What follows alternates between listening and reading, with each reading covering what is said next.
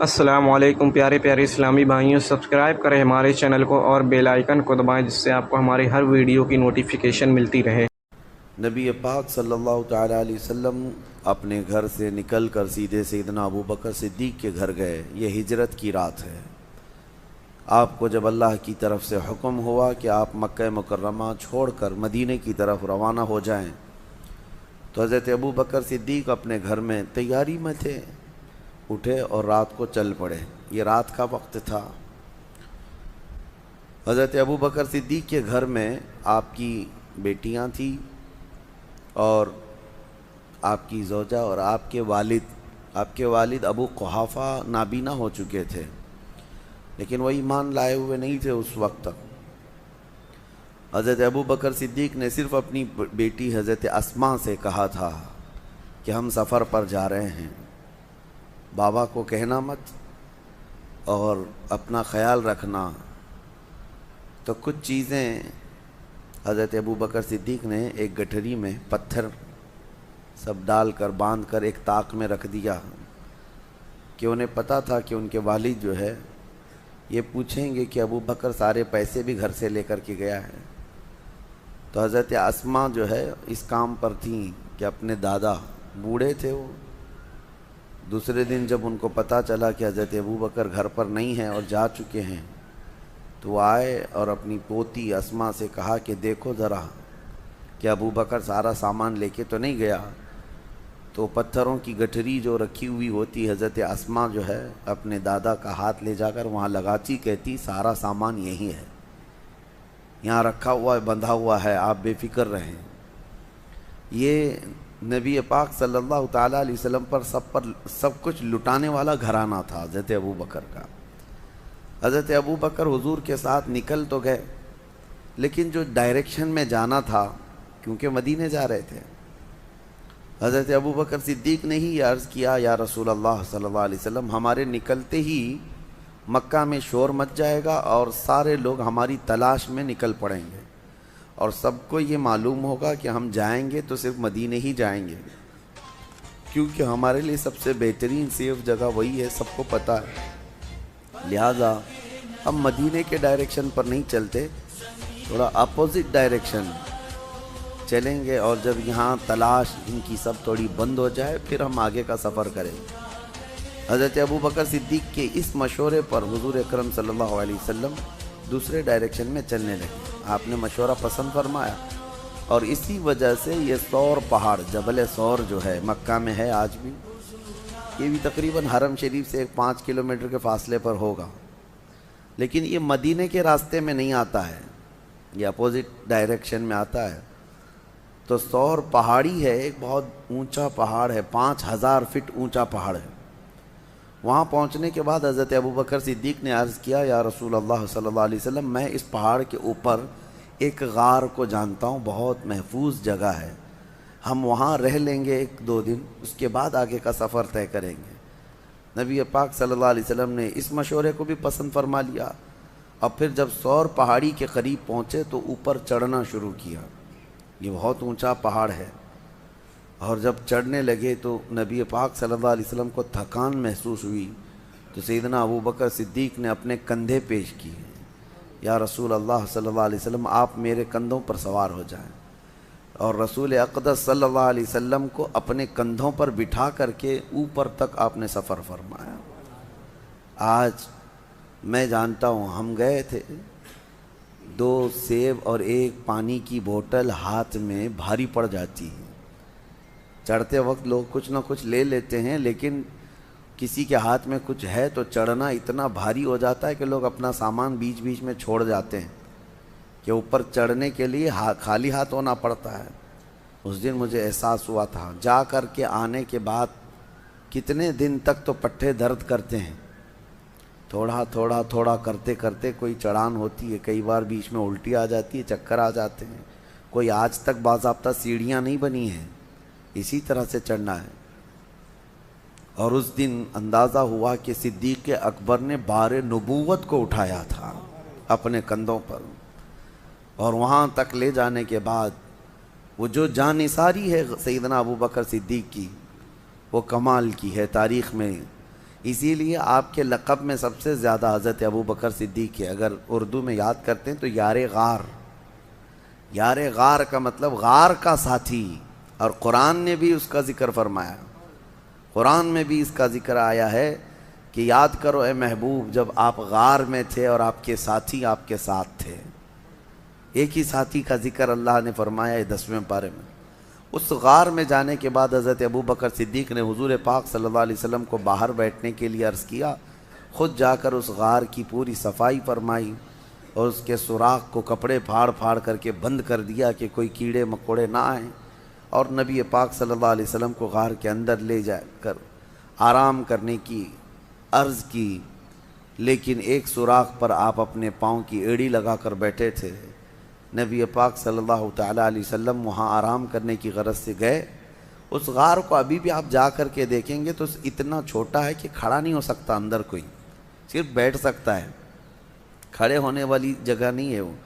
اور 2 ہی لوگ اندر جا سکتے ہیں غار میں, اتنا چھوٹا ہے. 2 لوگ بیٹھ سکتے ہیں, باقی سب پتھروں سے گھرا ہوا ہے.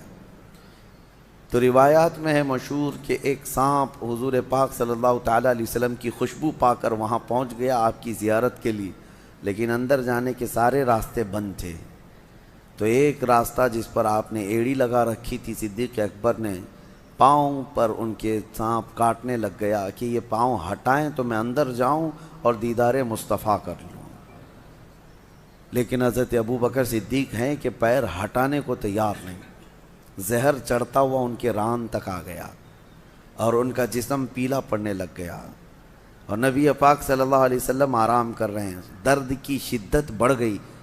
بعض روایات میں ہے کہ سانپ جتنا پرانا ہوتا ہے اتنا زہریلا ہوتا ہے. وہ کافی پرانا سانپ تھا. حضور پاک صلی اللہ تعالیٰ علیہ وسلم نے پوچھا ما لک یا ابا بکر, اے ابو بکر کیا ہو رہا ہے تمہیں؟ کہا لدغت الحیۃ یا رسول اللہ, اے اللہ کے رسول سانپ کاٹ رہا ہے, ایسا لگتا ہے سانپ نے کاٹا ہے. نبی پاک صلی اللہ علیہ وسلم نے فرمایا پاؤں ہٹاؤ. کہا آقا وہ آپ کو ایذا نہ دے دے, تکلیف نہ دے دے. مجھے کاٹتا ہے ٹھیک ہے لیکن آپ کو ایذا نہ دے دے. مجھے ایک بات بڑی وہ لگتی ہے, صحابہ میں ایسی محبت تھی, کہاں کہاں آپ کو میں یہ جلوے دکھاؤں. جناب ابو طالب کے متعلق میں آپ کو بتا رہا تھا کہ جب وہ شعب ابی طالب میں حضور 3 سال تک جو بائیکاٹ کے دن گزارے تھے, جانتے ہیں آپ, میں نے بتایا مکہ میں بائیکاٹ کے دن گزارے. جناب ابو طالب رات کے وقت حضور صلی اللہ تعالیٰ علیہ وسلم کے سونے کی جگہ کبھی اپنے بیٹوں کو سلا دیتے تھے چادر اڑا کر کے, اور نبی پاک صلی اللہ تعالیٰ علیہ وسلم کی جگہ بدل دیا کرتے تھے بڑھاپے کے عالم میں, اور صبح اٹھ کر کے پہلے دیکھتے تھے. تو یہ پوچھنے پر کہ آپ روزانہ حضور کی جگہ پر جو سونے کی جگہ ہے کسی کسی کو ڈال دیتے ہیں, کہا کہ اگر غفلت میں ہم پڑے رہیں اور کوئی مکہ کا کوئی بھی دشمن آ کر کے مارے تو محمد کا قتل نہ ہو, میرے بیٹے کا قتل ہو صلی اللہ علیہ وسلم. اپنے بیٹوں کو نچھاور کر دیتے تھے. صدیق اکبر بھی جب اپنی جان کی پرواہ نہ کی, حضور پاک صلی اللہ علیہ وسلم نے فرمایا پیر ہٹاؤ, وہ مجھے ایذا نہ دے گا. سانپ اندر داخل ہوا, جی بھر کر کے میرے آقا کی زیارت کیا. نبی پاک صلی اللہ تعالیٰ علیہ وسلم کی زیارت کے مشتاق دنیا میں کون نہیں ہے سوائے ابلیس کے. حضور پاک صلی اللہ تعالیٰ علیہ وسلم کا ہر کوئی مشتاق ہے. واپس سانپ چلا گیا, نبی پاک صلی اللہ علیہ وسلم نے اپنا لعاب پاک نکال کر حضرت ابو بکر کے پیر میں لگایا, وہ زہر ختم ہو گیا. حضرت ابو بکر صدیق کو زندگی بھر اس زہر کا کبھی درد نہیں محسوس ہوا. یہ معجزہ بھی تھا میرے آقا صلی اللہ علیہ وسلم کا. یقیناً وہ لمحہ مبارکہ میں اللہ نے شفا رکھی ہے, شفا رکھی ہے. ان کا نام پڑھ کر کے شہد کی مکھی شہد میں مٹھاس لاتی ہے تو خود اس منہ مبارک میں کتنی مٹھاس ہوگی. وہ دہن وہ زباں جس کو سب کن کی کنجی کہیں, اس کی نافذ حکومت پہ لاکھوں سلام. وہ دہن جس کی ہر بات وحی خدا, اس کی قاہر ریاست پہ لاکھوں سلام. نبی پاک صلی اللہ تعالیٰ علیہ وسلم کے ساتھ 3 دن تک کا وہاں قیام تھا. 3 دن کیسے رہے لوگ, یہ بھی میں آپ کو بتا دوں. یہ 5000 فٹ اونچا پہاڑ ایک بار آپ چڑھ کے آنا, اللہ توفیق دے آپ سب کو. حج میں جانا ہوا، عمرے میں جانا ہوا تو میرے آقا کی وہ نشانی دیکھنے کے لیے ایک بار تو جائیں، کیونکہ یہ وہابیوں نے سب چھیڑ چھاڑ کیا ہے ہر جگہ، لیکن یہ پہاڑ پہ چڑھ نہیں پاتے، تو وہاں تک جا کر کے کچھ نہیں کیا۔ سنا ہے ابھی غار ہیرا میں نشانیاں مٹا دیا، جو لکھا ہوا تھا اس کو ختم کیا۔ بڑی عجیب سی ان کو بے چینی ہے، تکلیف ہے میرے آقا کے نام سے، لیکن کتنا مٹاؤ گے؟ مٹ گئے، مٹتے ہیں، مٹ جائیں گے، آدھا تیرے یا رسول اللہ، نہ مٹا ہے نہ مٹے گا کبھی چرچا تیرا۔ غار ثور کے آپ جائیں، ایک بار جا کر کے آنے کے بعد آپ کو اندازہ ہو جائے گا کہ یہ کیسا سفر ہے۔ لیکن ان دنوں میں 3 دن تک جب تک میرے آقا تھے، حضرت ابوبکر صدیق کی بڑی صاحبزادی حضرت اسما روز اپنے گھر سے کھانا لاتی تھیں اور غار ثور تک کھانا پہنچاتی تھی اور پھر واپس آتی تھی۔ دن میں 2 مرتبہ جاتی تھیں کھانا لے کر کے اور پھر واپس آتی تھی۔ نہ کوئی انہیں تھکن تھی، نہ کوئی اکتاہٹ تھی۔ اسی لیے صدیق اکبر کا جو گھرانہ ہے وہ میرے آقا صلی اللہ علیہ وسلم پر لٹ جانے والا گھرانہ ہے، بے پناہ محبت کرنے والا گھرانہ، اور صدیق اکبر کی ہی گھرانے کو یہ اعزاز حاصل ہے پورے صحابہ میں کہ حضور اکرم صلی اللہ تعالیٰ علیہ وسلم کی ذات پر حضرت ابوبکر کی 4 پیڑھیاں صحابی ہیں، باقی کسی کو یہ اعزاز نہیں ہے۔ 4 پیڑھیاں، یعنی حضرت ابوبکر صدیق کے والد بعد میں ایمان لائے، ابو قحافہ، وہ صحابی، حضرت ابوبکر صحابی، حضرت ابوبکر صدیق کے ایک بیٹے ہیں وہ صحابی، حضرت ابوبکر کے پوتے وہ بھی صحابی۔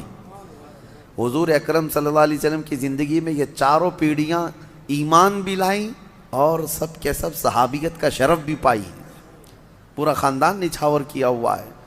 پھر اب یہاں سے نبی پاک صلی اللہ تعالیٰ علیہ وسلم جو غار ثور میں تھے، اب دیکھیں روایات یہ بتاتی ہیں کہ مکہ کے کفار وہاں تک بھی پہنچ گئے۔ وہ پیروں کے نشان دیکھنے کے ماہر تھے عرب والے، کبھی اونٹنیوں کے پیر کے نشان ڈھونڈتے، کبھی لوگوں کے گئے ہوئے پیروں کے نشان ڈھونڈتے۔ عرب تو اس میں ماہر تھے، حتیٰ کہ وہ پیروں کے نشان دیکھ کر کے بتا بھی دیتے کہ کون سا خاندان گیا ہے یہاں سے، کون سے قبیلے والے لوگ گئے ہیں۔ اور جیسے کہ مشہور روایت یہ ہے، حضرت ابوبکر کو ابو بکر جو کہا جاتا ہے، ان کا جو نام ہے یہ مشہور جو ہوا ابو بکر۔ بکر جو ہے نا عرب کا ایک بہت بڑا نصاب آدمی، نصاب کا مطلب وہ نشانیاں دیکھ کر کے نسب بتانے والا۔ اس کا حال یہ تھا کہ وہ پیروں کے نشان دیکھ کر کے تقریباً وہ خاندان کا پورا بایو ڈاٹا بتا دیتا، بایوگرافی بتا دیتا کہ کون سا خاندان کا آدمی یہاں سے گیا ہے۔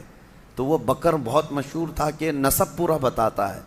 اور حضرت ابوبکر صدیق رضی اللہ تعالیٰ عنہ کا حال یہ تھا کہ وہ کسی کے انگلی کا پور، یہ پور جو ہے، یہ دیکھ کر کے اس کی 8 پشتیں گنا دیتے تھے کہ تیرا باپ یہ ہے، تیرا دادا یہ ہے، تیرا پردادا یہ ہے، تیرا فلاں یہ ہے۔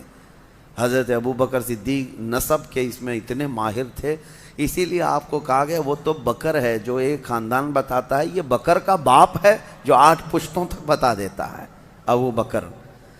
تو حضرت صدیق اکبر رضی اللہ تعالیٰ عنہ کے ساتھ وہاں تھے، تو کفار جو ہے پیروں کے نشان ڈھونڈتے ڈھونڈتے وہاں تک پہنچ گئے۔ کہاں تک؟ پہاڑ تک بھی پہنچے، کیونکہ مکہ میں دوسرے ہی دن یہ اعلان ہو گیا تھا جو محمد اور ان کے ساتھی کو ڈھونڈ لائے گا اسے 100 اونٹ انعام میں دیے جائیں گے، 100 اونٹ دیے جائیں گے۔ اس زمانے میں 100 اونٹ کا مطلب یہ ہوا کہ 100 کار، یعنی آج کے زمانے میں جو کار ہے، کار کی جو قیمت ہے وہی اونٹ کی قیمت تھی اس وقت۔ جس کے پاس ایک کار ہے آج وہ ایک سواری والا سمجھا جاتا ہے، بڑے اچھے طبقے والا سمجھا جاتا ہے، یا مڈل کلاس کا ہے، اور جس کے پاس اس سے زیادہ ہے تو وہ ہائی لیول کا آدمی ہے۔ اب 100 اونٹ، ابھی یہاں کوئی اعلان کر دے کہ 100 مرسیڈیز کسی کو ملیں گی تو اسی سے آپ کو اندازہ ہو جائے گا 100 مرسیڈیز کا مطلب کیا ہے۔ تو اس زمانے میں سرخ اونٹ جو ہے وہ مرسیڈیز اور بڑی لگژری گاڑیوں کے مقابل میں مانے جاتے تھے۔ عام اونٹ الگ ہے، سرخ اونٹ یعنی لال رنگ کا اونٹ وہ لگژری اونٹ تھا، جس کے پاس ہوتا ہے وہ بڑے قسم کا آدمی۔ اور ویسے 100 اونٹ کا اعلان ہو چکا تھا مکہ میں کہ جو ڈھونڈ کر کے لائے گا اسے 100 اونٹ ملیں گے۔ آپ کو اونٹوں کی اہمیت ابھی نہیں معلوم، ضرورت آپ کو نہیں پڑتی ہے، لیکن اس وقت کی سواری بھی وہی تھی، ان کی سفر کا سارا دار و مدار اس پر تھا۔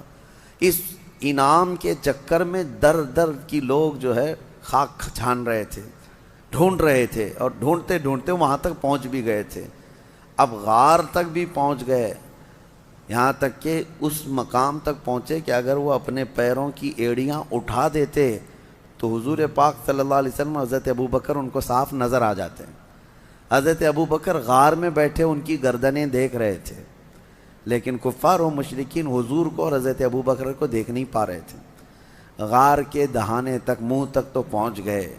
اللہ تبارک و تعالیٰ نے اپنے محبوب کی حفاظت کے لیے وہاں پر دو نشانیاں ایسی پیدا فرمائیں، ایک مکڑی نے جال بن دیے، ایک کبوتری نے فوراً انڈے دیے۔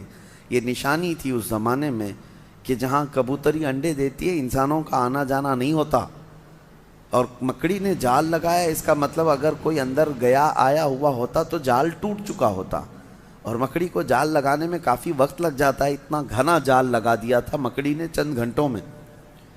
تو اب یہ دو نشانیاں دیکھ کر کے کفار وہاں تک پہنچ کر کے بھی حضور کے قریب نہ جا سکے، پلٹ کر چلے گئے۔ اللہ رب العزت جب کسی کی حفاظت کرنا چاہے وہ تمہاری گردن تک قریب لا کر دشمن کو بھی دور پھینک دیتا ہے۔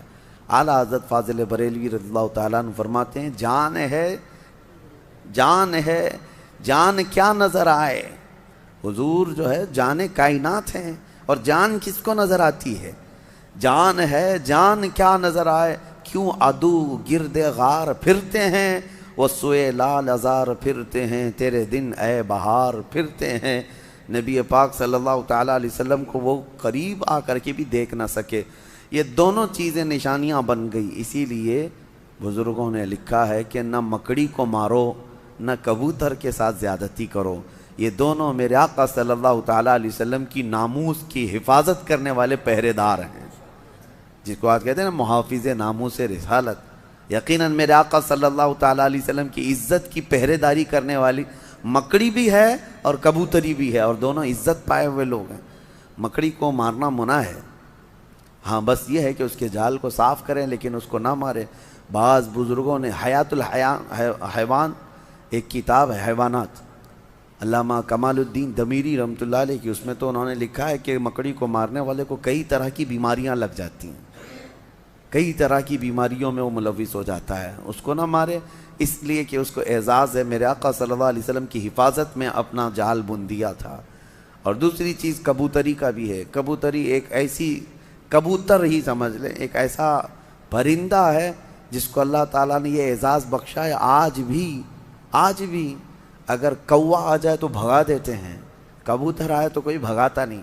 حرم کی ہر مینار میں آپ کو، مسجد نبوی میں، خانہ کعبہ کے اندر، سب جگہ آپ کو کبوتر ہی کبوتر نظر آئیں گے، بے حساب کبوتر بھرے ہوئے ہیں۔